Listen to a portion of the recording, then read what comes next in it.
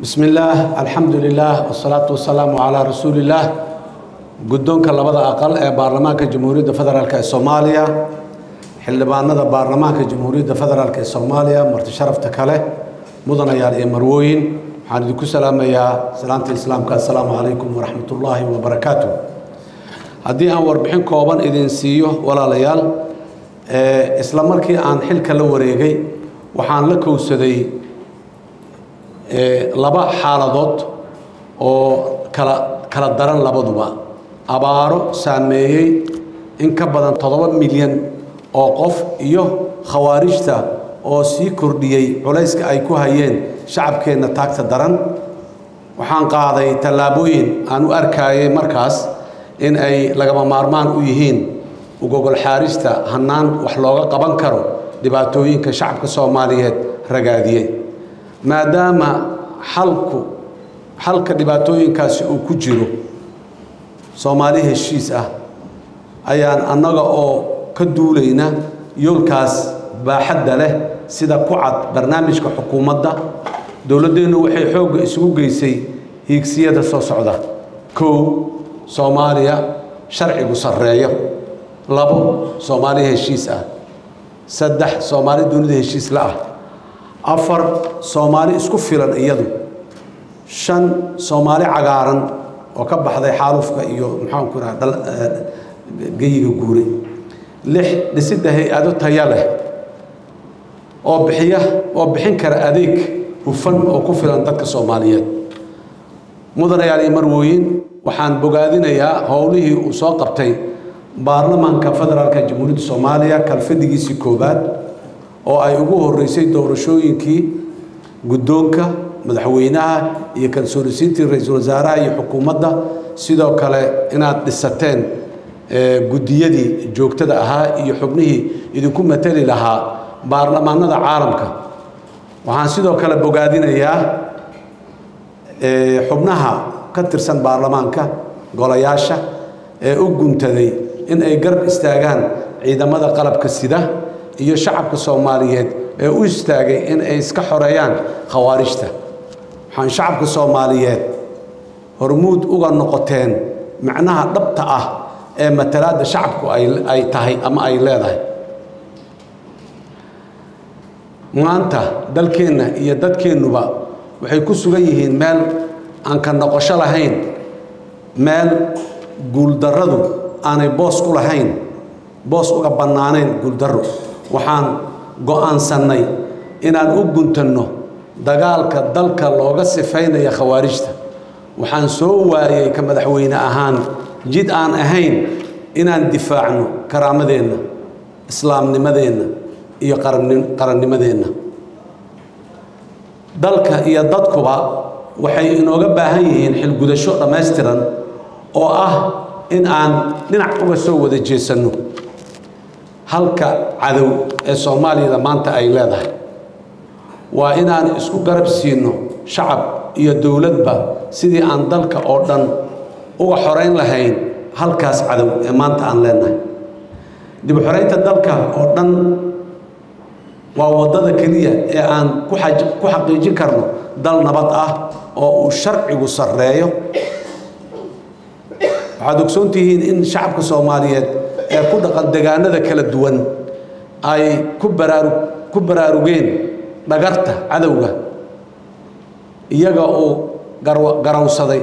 khawaarijta al-shabaab iyo daacish in ay yihiin khawaarij in ay yihiin ka been sheegaya diinteena suuban kuna dhiiraday in ay iska dulqaadaan dulliga iyo heeryada khawaarijta ku soo gabatay diinteena abwaan Soomaali ayaa horay u yiri nin dayoobay soo noqoy markuu waagu daalacay dadweynihii la lumiyaan mar bay dowga helayaan dadkeenu maanta ayay dowga heleen dawladdeena anagoo muddo badan xafiiska joogin waxay garatay in kacdoonka shacabka Soomaaliyeed uu kaalin mug leh ku leeyahay sidii khawaarijta dalka oo dhan looga sifayn lahaa looga xoreyn lahaa annagoo aaminsan in shacabka Soomaaliyeed ciidankooda oo is kaashanaya ku guulaysan doonaan dib u xoreynta deegaanada ku haray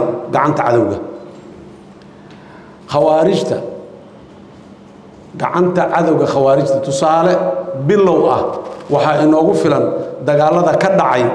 iyo guulaha laga gaaray gobollada Hiiraan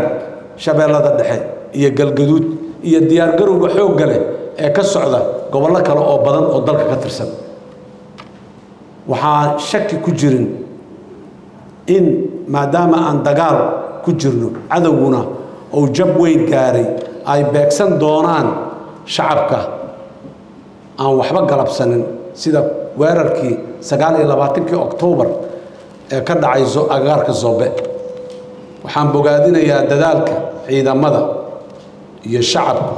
oo iyo mas'uuliyiinta siyaasiyiinta oo u guntaday u gargaaridda dadweynihii ku waxyeeloobay waxaan Ilaahay subxaanahu wa ta'ala ka baryayaa inuu jannadiisii fardowsa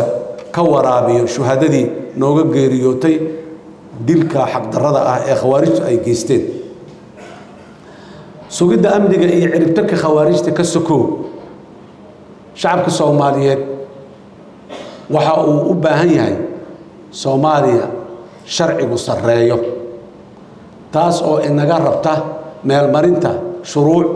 la jaan qaadi kara xilliga aan ku jirno iyo duruufaha inoo gaarka ah maanta Soomaaliya iyada oo taas laga duulayo waxaa ra'iisul wasaaraha iyo xukuumaddiisu aan faray in ay ka howlgalaan soo gudbinta dhammaan shuruucda dalku u baahan yahay oo qayb ka mid ah oo muhiim ah ay soo gudbiyeen durbadiiba xildhibaanada Soomaaliyeed oo walaalayaal anigoo maanka ku haya in la helo jawi siyaasadeed oo xasiloon kaasi oo saamaxaya in si wada jir ah looga shaqeeyo xal u helidda arrimaha masiiriga ah ee u baahan heshiis siyaasadeed deganaanshiyo iska warqab isku kalsoonaan ayaan u baahanay sidaas daraaddeed waxaan booqasho ku tagay inta badan dowlad goboleedyada dalka aan sidoo kale yeelanay 3 kulan golaha wada tashiga qaran oo aan ku lafa gurnay xoojinta hanaanka wada shaqaynta heerarka kala duwan ee dowladda iyo isla meel dhigidda qodobada waaweyn ee ay tahay in xalkooda si mid ah looga wada shaqeeyo sida dhamaystirka dastuurka dalka oo waqti badan qabiirtirku soo jiitamay dhamaystirka hanaanka amniga qaranka si loo helo hanaan loogu midaysan yahay oo qayb mug leh ka qaadan kara xoreynta iyo la dirirka khawaarijta helidda nidaam doorasho oo heshiis lagu wada yahay oo loo sii dhaweeyay shacabka Soomaaliyeed iyo deegaanada ay degan yihiin mudnaan siinta dib u heshiisiinta siyaasadeed iyo midda bulsho ee guud ahaan dalka arinta xal u helidda Somaliland iyadoo oo loo maraayo wada hadal isu tanaasul iyo isqancin xoojinta iyo dhamaystirka nidaamka federaalka ah dhamaystirka iyo taabagelinta hanaan garsoor oo madax bannaan oo isla markaana hufan maadaama ay waajib tahay in dawladnimadeenu ay ka turjunto baahida shacabka loo adeegayo waxa aan sidoo kale shirar kala duwan oo wada tashi ah la yeeshay qaybaha kala gedisan ee bulshada Soomaaliyeed oo aan ka dhageystay talooyin wax ku ool ah oo ku aadan arrimaha ay u arkaan in ay mudnaanta la siiyo inta aan ku guda jirno muddo xileedkeedna waxa aan markii aan xafiiska imiday safarro dalka dibadiisa ah ugu ambabaxay dalal kala duwan ujeedada safaradaasi iyo booqashooyinkaasi waxa ay salka ku hayeen qorshaheennii ku aadanaa inaan helno siyaasad arrimo dibadeed oo ka duulaysa Soomaaliya diriskeeda iyo dunida heshiis la waxaan safaradaas aasaas u ahaa inaan madaxda dalalka aan ka wada hadalno danaha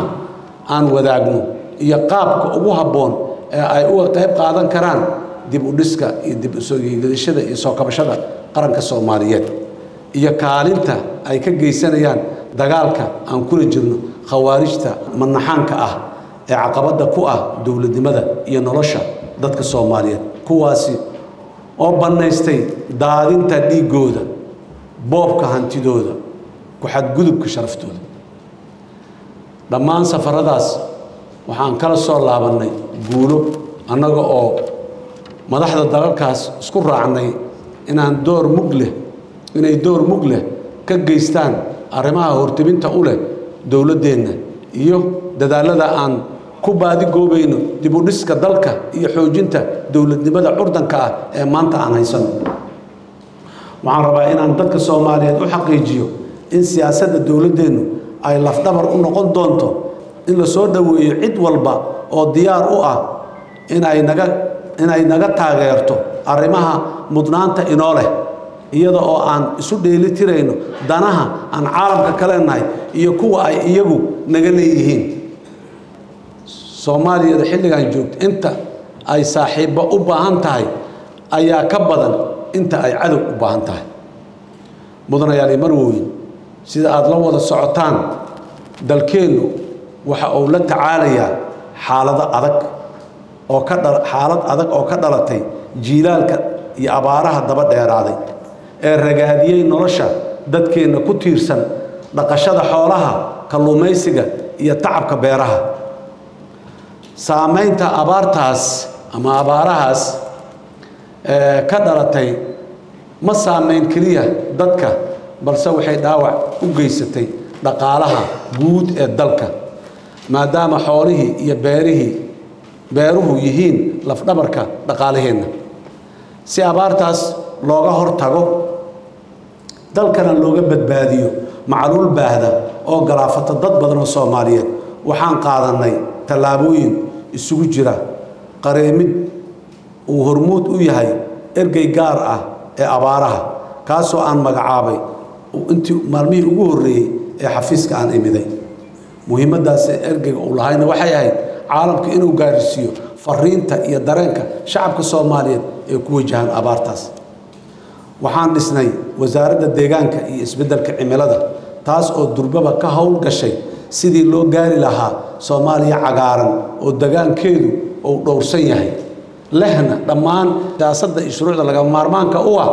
maareynta arrimaha deegaanka mudanayaal iyo marwooyin walaalayaal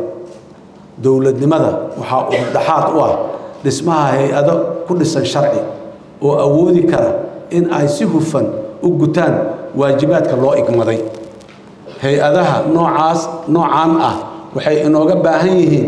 tayeyn joogto ah oo lagu horumarinayo xirfadaha dadka ka shaqeeya hay'ada dawladdeena nolosheena guusheena iyo qarannimadeena waxa aasaas u ah inaan ka shaqeyno garsoor ku dhisan cadaalad ilaahay subhanahu wa ta'ala wuxuu yiri wayda hakamtum bayna an-nasi an tahkumu bil 'adl dib u dhiska dawladdeena waxay u baahan tahay garasho wada tashi kalsooni dhisid iyo go'aan ku yimaado cadaalad iyo garsoor loo simeeyahay taasi oo sahlaysa inaan dejisano xeerarka iyo shuruucda hagaya geedi socodka dawlad dhisideenna maanta mudanayaal marwooyin ugu dambeyntii waxaan rabaa inaan hoosta ka xariiqo kaalinta baarlamaanka federaalka oo ku leeyahay hirgelinta dhammaan himilooyinka qaranka uu hiigsanayo dhammaanteen waxaa nagu waajib ah in aan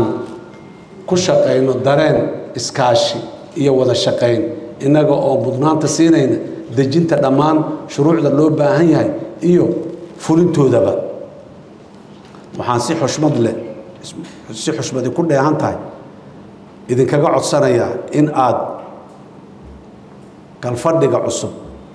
fududeysaan intii suurtagal ah dhammaan shuruucda idinkaga imaan doona xukuumadda shuruucdaas oo hiigsigoodu yahay arrimaha aan soo dulmaray walaalayaal waxaan haysanaa fursad qaali ah oo aan dalka iyo dadkaba ku samata bixin karno taariikhda ayaa xusi doonta kaalinta uu qof kasta uu ka qaato dadaalka iyo halganka maanta socda ee dawladnimadeenu u baahan tahay xildhibaanada Soomaaliyeed oo walaalayaal gabagabada halganka maanta socda wuxuu dhali doonaa Ilaahay idankiisa aabbayaasha Soomaaliyada cusub iyo geesiyaal taariikhdu ay xusi doonto sidaas daraadeed hogaamiyayaasha maanta waa inaga ayaana ina seegin fursadaas hadii aan la yiraahdo haddaba aniga oo gudanaya waajibkayga dastuuriga ah sida ku cad qodobka 9aad xarafkiisa ga ee dastuurkeena waxaan ku soo gabagabeynayaa hadal jeedintayda kalfadhiga labaad ee baarlamaanka federaalka Soomaaliya waa noo furaya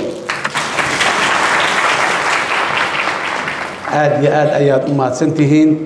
intaas waa si kooban waqtigu maadaama iska xadidan yahay waqti dambana yahay laakiin walaalaha sharafta leh ee baarlamaanka federaalka Soomaaliya waxaan mar walba ku adkeynayaa oo ku celcelinayaa wada jirkiina iyo u heelanaanta hawshu inay socoto isqabqabsiga iska hor imaadka hadallada kala socdo dhan dib un bay noo sii dhigayaan waxaan bogaadinayaa runtii labada gole wada shaqaynta iyo quruxda bilowga ah ee ka muuqata waxaan rajaynaynaa in ay sidaas kalfadhigan iyo kalfadhiyada ka dambeeyaba ay sidaas ay ahaan doonto aad iyo aad ayaad mahadsantihiin guul iyo waxaan idin rajaynayaa gobonimo assalaamu calaykum waraxmatullaahi wabarakaatu